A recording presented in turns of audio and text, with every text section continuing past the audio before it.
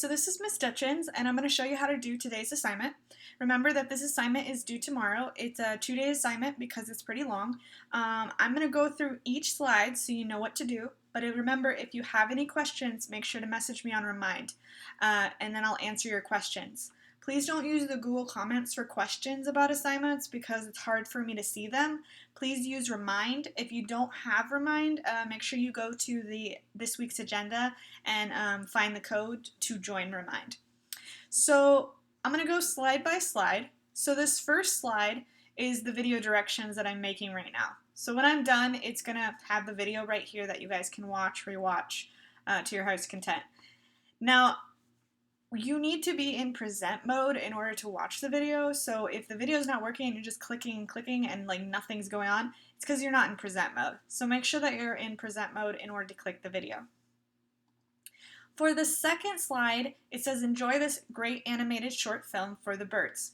So you guys are going to be writing your own short story/film, but before we do that, we're going to figure out how do you write a short story/film, because there are elements that need to be in a story in order to make it good. So this first slide is going to have you watch a little short film, just like a little Pixar one.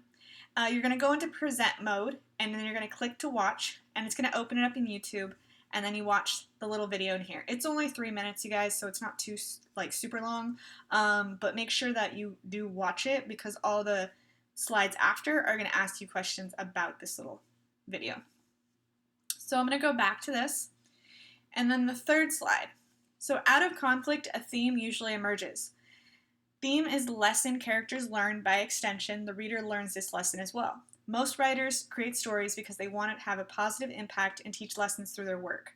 Common themes in literature: courage, friendship, belonging, loss, grief, growing up, suffering, jealousy, love, and anger. So you're going to then watch this video on themes at this little YouTube website that they're good at explaining things. So you're going to do that. You're going to make sure you hit present mode. You're going to open up this video and you're going to watch that video. Then the next slide, it's going to talk about settings. So the setting is a piece of literature, is the time and place in which a story takes place. Setting can also include things such as weather, historical period, mood, social status, etc. Often there will be a hint of conflict introduced as the setting is being revealed. In literature, the setting and the hint of conflict is considered the exposition. So you're going to describe the setting in the film that you watched. So you're going to look for clues about the time period, and you're going to basically just describe the setting of this film. Please don't give me one-word answers. I am looking for enough to fill this box, so make sure that you can do little you can do little dash, write things, and then dash, write another thing.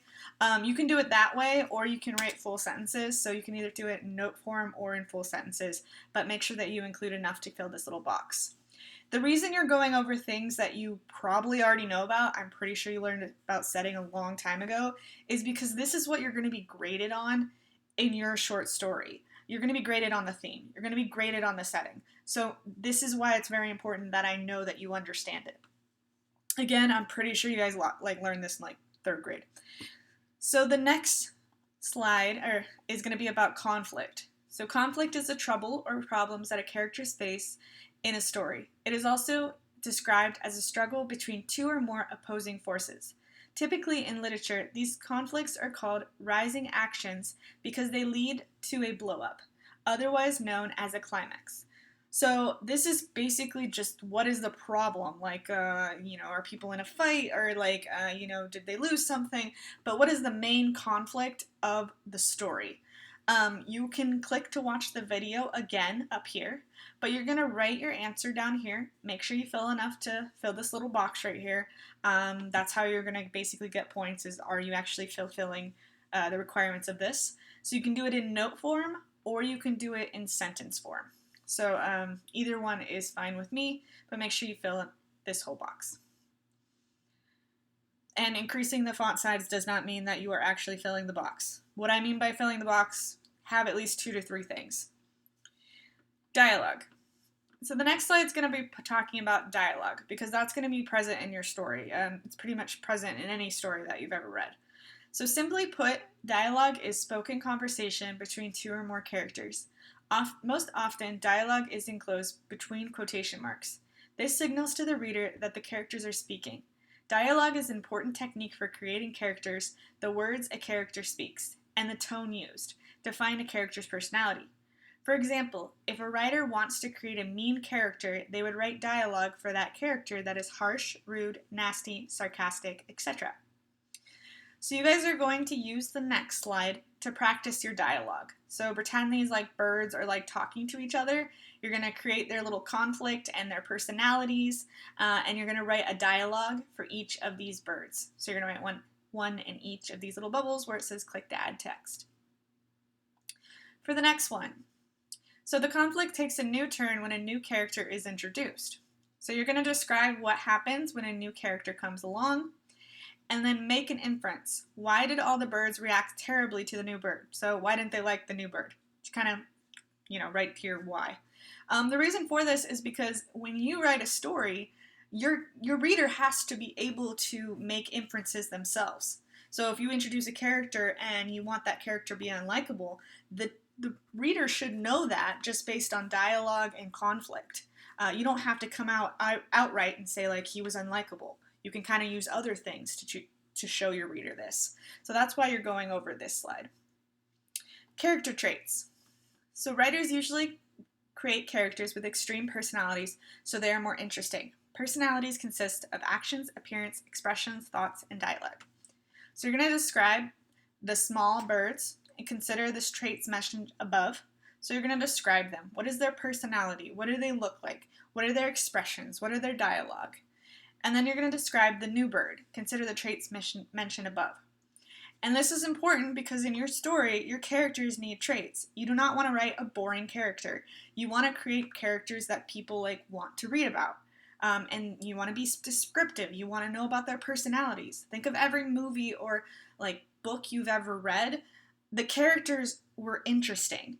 If they weren't, you wouldn't have watched the movie and you wouldn't have read the book. So that's why it's really important for character traits. Now when you get to slide 10, this is where the natural break is.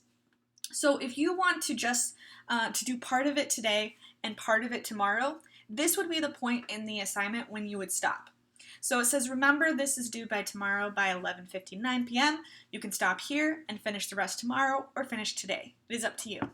So this is to me the natural break in this assignment. It may not be that to you. You may be one of those people where I'm just going to finish the whole thing today. You may be one of those people who needs to stop earlier, but just know you have 2 days worth of time to do this assignment because these assignments are pretty long. So I'm going to go next to the next slide. So more conflict arises as the new birds plop down on the electric line. This conflict is heating up the situation, bringing the story closer to a climax. These events are called rising actions. So you're going to describe what happens during this rising action. So you have a conflict and it gets worse and worse and worse. So you're going to describe to me, how did it get worse? And you're going to do that down here. So again, make sure you fill this box with notes. I'm talking about 2 to 3 notes or 2 to 3 sentences. Increasing the font, it doesn't mean that you actually filled the box. You can try that trick, but you're still going to get points marked off. So I'm going to go to the next one, climax. The climax is the point in the story in which the conflict erupts. It is the most intense part of the story and usually takes place after the final rising action. Climax is also referred to as the turning point because the final rising event brings about the climax and causes the story to take a new turn. Identify the climax in this film. What turn does the story take because of the climax event? So this is the point where things change. So you're going to describe how that happened in the film. Now, again, you don't have to go back to the first slide to rewatch the video. You can actually click here and it'll take you to the video. So if you need to rewatch it because you don't remember, you can always click these little orange buttons that say click to watch video. So the next slide is about falling action. So falling action, events happen right after the climax. Writers create these events to wrap up the loose ends of the story and transition into the resolution, the ending of the story. It'd be weird if a story went straight from a climax to an ending. You wouldn't see how the characters process the events that happen in the climax. What falling action events happen after the climax of the story? Hint, there are only a few. So this is when things start to wind down. So you're going to describe to me, how did they wind down in the story?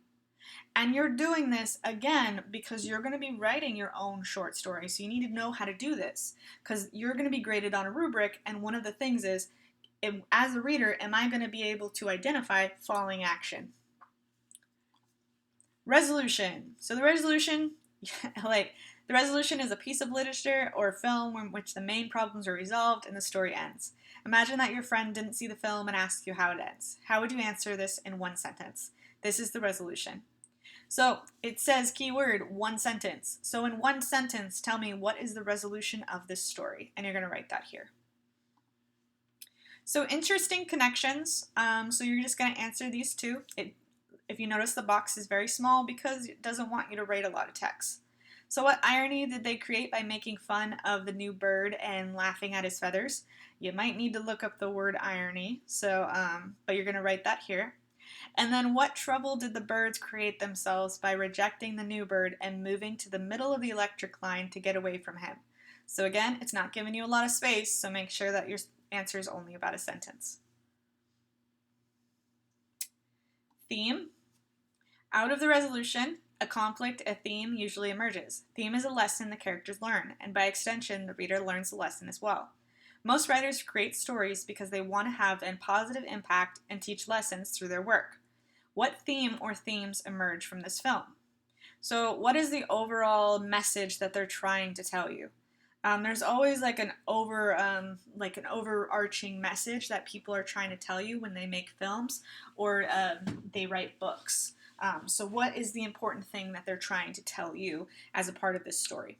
And the story is made for like little kids, so it is going to be like a little kid theme. So it's not going to be like, like society is mad. So we're going to go to plot. So this is where you just fill in the plot elements in one word, one or two words. So like, what was the exposition? So what was the rising action? What was another rising action?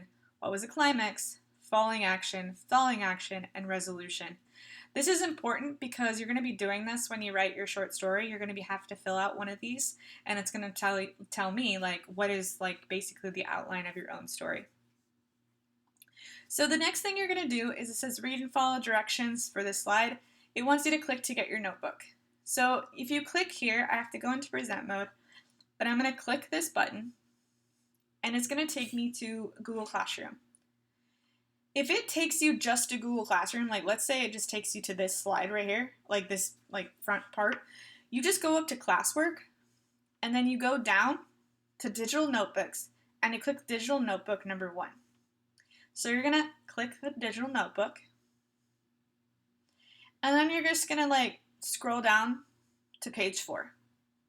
I've already put in what you guys need to write about, so you just answer the question that I put here and you add the text here.